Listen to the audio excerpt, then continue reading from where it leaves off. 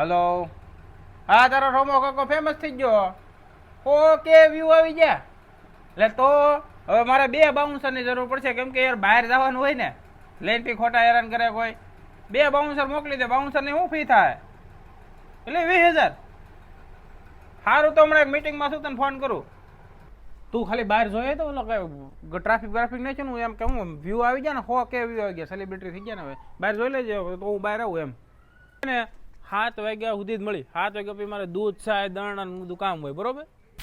એ રમા કાકા માવો લ્યો ને. આપણે 100K વ્યૂ આવી જાય. માવો બાવો રમાકતા હવે ન ખાય.